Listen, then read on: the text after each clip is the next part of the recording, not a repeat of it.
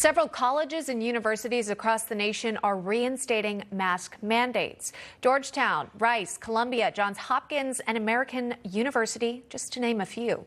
Joining us now to discuss, campus reform reporter Ezra Meyer.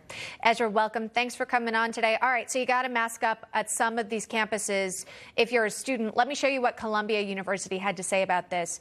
Based on the current situation and in an abundance of caution, we will require wearing of non-cloth masks in classrooms beginning Monday morning, April 11, 2022. This mandatory masking policy applies to classrooms only and is expected to remain in place for the few remaining weeks of our spring semester. Your reaction?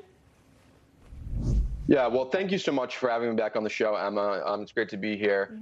At my university, the George Washington University, we initially lifted the mask mandate about 3 weeks ago or so, and then after only 8 days, it was reinstated. They claim that this is because transmission rates had gone up and it was just out of an abundance of caution to protect the community. However, our community is Washington, D.C. We are 2 blocks from the White House, which is mask-free. As we know, the federal travel mandate was just lifted, and when Biden was asked on Tuesday if he thought people should continue to wear a mask, he said that's up to them, implying that it's a personal choice.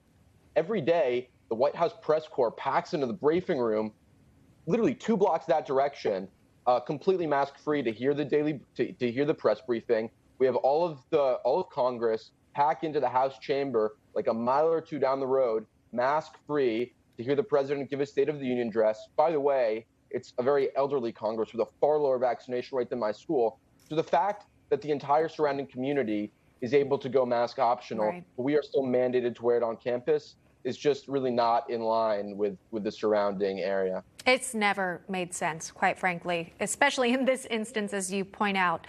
Let me ask you, though, if you're on these campuses and this is the rules, you got to wear it in the classroom. Are people doing that? Are they following the instruction?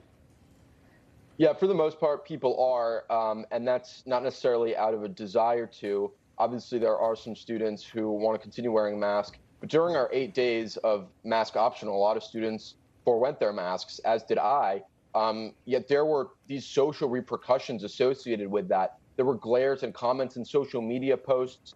And now that the mask policy is back, the mandate is back, a key part of that policy is this section on non-compliance, which essentially deputizes students to tattle on each other and to report on each other if they're not conforming to this policy. Oh, my goodness gracious.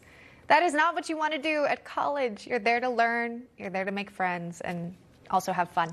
Ezra Meyer, thanks so much for joining us today. We appreciate you sharing the latest. Thank you. You're welcome.